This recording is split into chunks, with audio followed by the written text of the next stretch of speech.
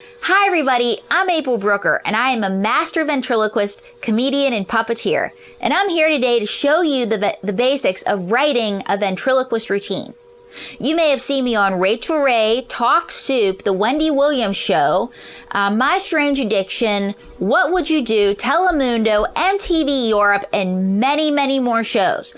I've also appeared in venues in New York City, Las Vegas, and Los Angeles. So sit back, relax, and let me show you how to make a routine. And for more videos, go to ClownAntics.com.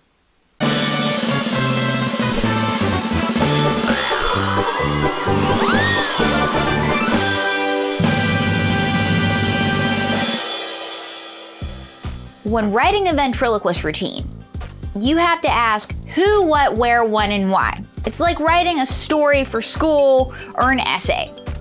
Who are you? And why should we care about your routine? Because in establishing a ventriloquist routine, you need a straight man and comic relief. And when I say straight man, I don't mean gay, straight, I mean serious. And then you need the foil. It all goes back to Shakespeare. And actually, one of the best examples of this is Abbot and Costello, Laurel and Hardy. And actually, that is where you can get the basis for a ventriloquist routine. For instance, Abbott was always the serious one, Costello always had the hairbrain scheme.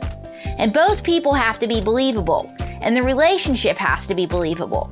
And some of the best advice I got when I actually started writing comedy for me and my puppets was to watch Abbott and Costello. And as one friend of mine said, who's a headliner that tours around the world, you see, in an act, you need a salt shaker and a pepper shaker. You can't have two salt shakers and you can't have two pepper shakers. It's the way it goes. So before you start writing for your puppet, you have to know who you are. For instance, are you that quiet, bookish person at the library that doesn't talk? Are you the church lady that's really pious? Are you the pretty lady down the street like Pretty Woman? Are you the tough guy that likes to work on cars? Or are you the weirdo that lives in the attic? I say this because all of these are ventriloquist personalities. Now the question is, who's your puppet and how are they different from you? Because in establishing yourself, the jokes for your puppet or ventriloquist figure, if you want to get technical, come. Now, before you write a routine, you have to know who your figure is. Who is your figure? And why are they important? What are their motivations? What makes them tick? What gets them up in the morning? What are their idiosyncrasies? And remember, they are real. I know that makes me sound like I crawled out of some scary movie, you know, like Anthony Hopkins in Magic, because as a ventriloquist, everybody says, have you ever seen the movie Magic? Yes, plenty of times. But the point is that they are real to you. When you put them in the case, that's a different story. And when you treat them like they're real outside of performance, that might make you a little weird, but when you are on stage, they are real to you. Now, how are they different from you? And I'm just going to use the example of the tough auto mechanic guy. The tough auto mechanic guy might have a grandmother puppet that's always hassling him. The church lady might have a bad Sunday school pupil. The pretty woman might have a suitor that's always hassling her. The weird kid in the attic might have like an outgoing roommate. I don't know. But the point is that they've got to be different than you, and they have to cause conflict. You know, it's one of these things where it's like they have to be believable. And what the frick is that sound? Oh my God, who is this? I hope they didn't let somebody into the studio because, you know, we're filming and... Hello. Yeah, oh my God, Kerouac, what are you doing here? I was just going through your garbage. What? Why were you going through my garbage? Because I'm a raccoon. And I like to eat garbage in time. And I'm a raccoon. And I have a good rhyme. Oh my God, doing the thing with the tail again. You really need to stop it. I need to stalk it before I'm ahead. That's what she said. That's what she said. Get away from me. I do not know where you've been.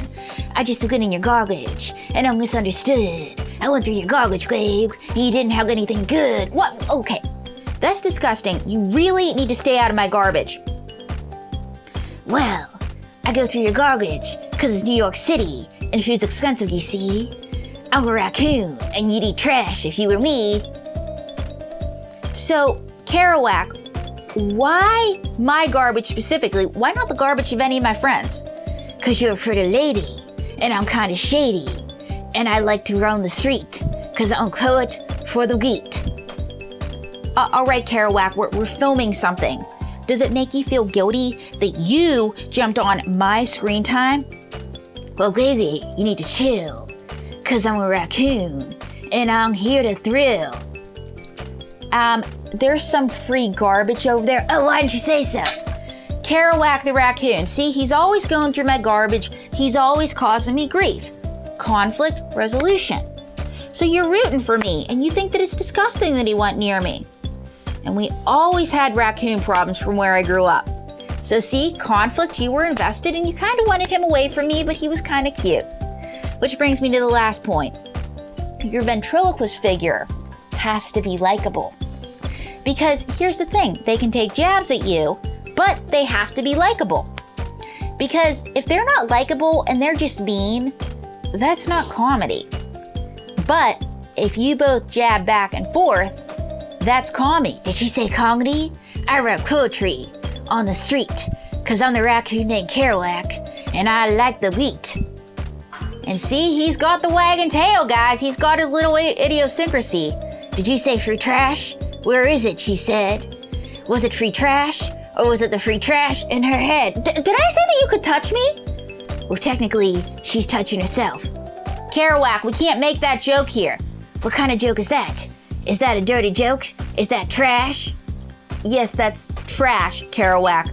A trashy joke, you see. Well, you'd be making trashy jokes if you were a raccoon weep poet like me.